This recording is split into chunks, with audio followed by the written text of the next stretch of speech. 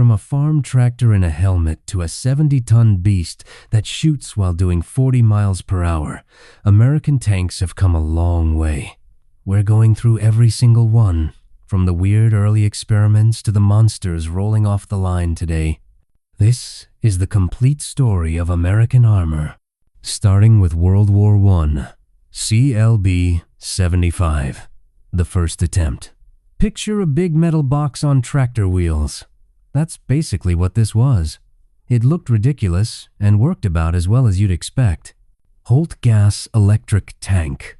This thing was part gas engine, part electric motor. Sounds cool, right? Wrong. It was so heavy that it just sank into the mud and got stuck. The war moved faster than this tank ever did. Skeleton tank.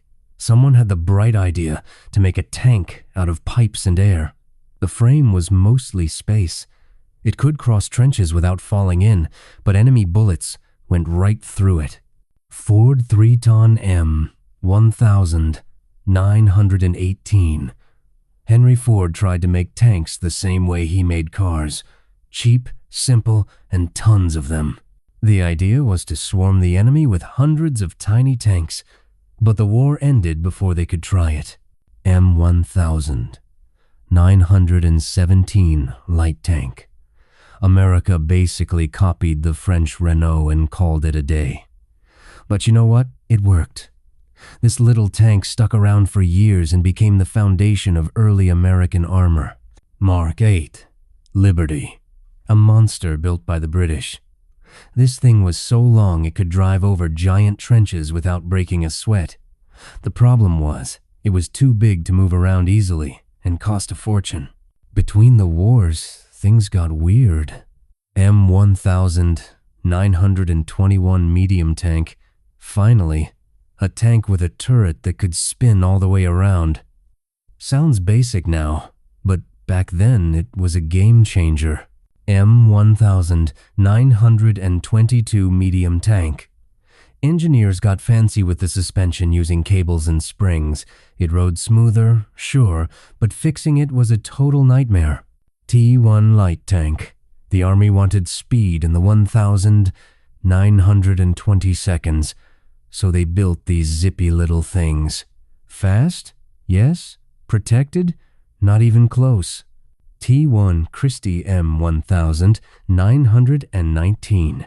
Walter Christie was a genius who built a tank that could drive on tracks or just pop them off and drive on wheels like a car. The Army thought he was crazy and passed on it. Big mistake. T2 medium tank. A boxy beast trying to fit a big gun and a bunch of machine guns. It was too heavy and too slow. Back to the drawing board. M1931 Christie. Christie came back with an even better design. This tank had suspension so good it could fly over bumps at crazy speeds. Other countries copied it. America ignored it. Again.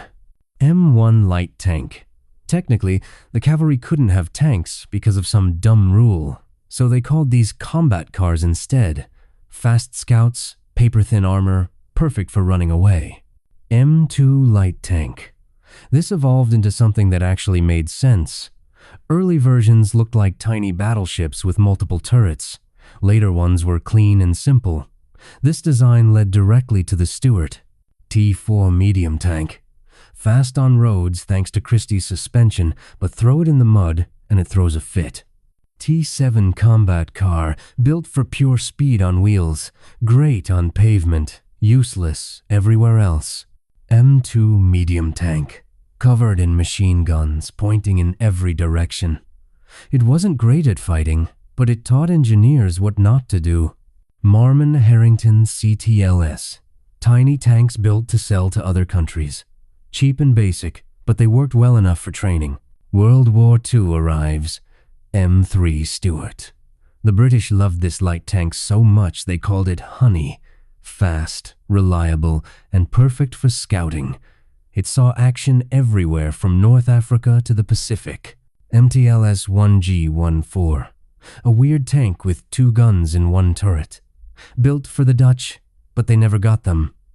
America used a few for training and then forgot about them. CTMS, another export tank that nobody really wanted. It tried to be tough, but just ended up being forgettable. M3 Lee Grant, tall, awkward, and desperate. The big gun was stuck in the hull, not the turret, which was bizarre.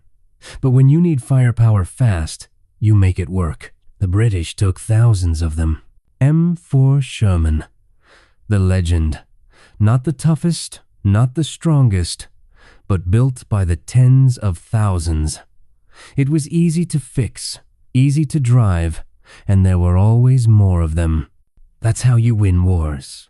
M6 Heavy Tank, America's first real heavy.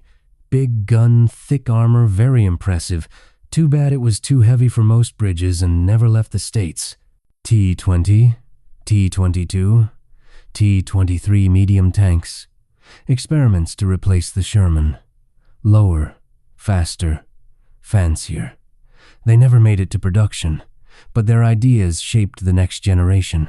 M5 Stuart, an upgraded Stuart with 2 Cadillac car engines. Smooth, fast, and kept on rolling long after it should have been retired. M22 Locust, a tank so small you could stuff it in a glider and drop it from a plane. Cool idea, but its armor was so thin that hitting the ground was the most dangerous part. T-14 Heavy Tank, a joint project with Britain to make a super tough assault tank. They built a couple, then decided speed mattered more. M24 Chaffee, a huge improvement. Great gun, smooth ride, and nimble enough to dance around trouble. Crews loved it. M26 Pershing, finally, something that could punch back at German Tigers. It showed up late in the war, but proved America could build serious heavy armor. T-26 E4 Super Pershing. Take a Pershing, add extra armor, and stick a huge gun on it. Cool, in theory, but the weight threw everything off balance. T-28 T-95 Super Heavy Tank. Less a tank, more a bunker on tracks. So heavy it needed extra tracks just to move. Incredibly slow, incredibly protected, incredibly impractical. T-29 Heavy Tank. Built to hunt king tigers. Huge turret, huge gun, hugely impressive. The war ended before it could be fought, but it influenced Cold War designs. T-30 Heavy Tank. Similar to the T-29, but with an even bigger gun for smashing bunkers. Never saw action. T-32 Heavy Tank. Basically a beefed-up Pershing. Thicker armor, longer gun, built for sniping from a distance. T-34 Heavy Tank. The ultimate post-war heavy. Mounted a converted anti-aircraft gun that could punch through anything. The Cold War kicks off. M46 Patton. The first tank was named after General Patton, an improved Pershing with a better engine. It became the workhorse of the Korean War. T-41 Light Tank. This eventually turned into the Walker Bulldog, designed to be light enough to drop from planes but tough enough to fight. M41 Walker Bulldog.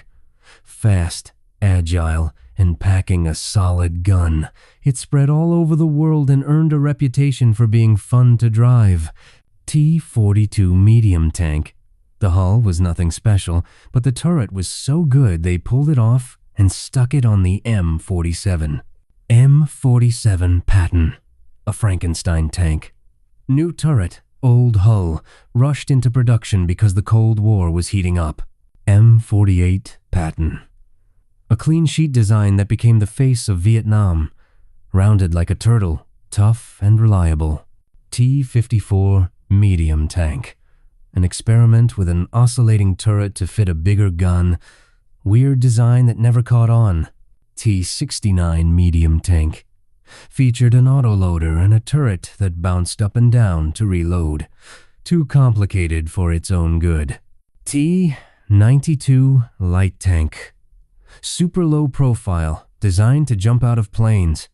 Looked like something from the future, but got cancelled for being too strange. T-95 Medium Tank. A high-tech test bed that played with smoothbore guns and composite armor. A lot of its tech ended up in the Abrams M103 heavy tank, the last American heavy. Built to snipe Soviet tanks from far away with its massive gun. Too specialized to last. T-57 heavy tank. An oscillating turret designed to rapid-fire big shells. The tech was too finicky to work reliably. T-58 heavy tank. Even bigger than the T-57. Huge gun, huge turret, huge problems. Never left the prototype stage. T-110 heavy tank. Studies to make a heavy tank small enough to fit through tunnels. Ambitious but cramped. M60 Patton. The workhorse of the late Cold War. The first true main battle tank America built. It served for decades and got upgraded constantly. M551 Sheridan. A light tank that could fly and fire missiles, made of aluminum to save weight. Crews joked it was a soda can with a gun. MBT-70. A joint project with Germany packed with futuristic tech. Remote-controlled gun, fancy sights, insane price tag. Too expensive to build. XM803, a cheaper version of the MBT-70. Kept some cool features, ditched others. Still too pricey. M60A2, Starship. Called the Starship because it looked futuristic, mounted a gun that could shoot shells and missiles. The system was too complicated and broke constantly. M1 Abrams. The King. Powered by a jet turbine, protected by advanced armor, fast as lightning. Redefined what a tank could do. RDF-LT. A light tank built for quick deployment by air. Small, low-profile, powerful gun. Designed to scout and disappear. HIMEG. An experimental suspension test vehicle.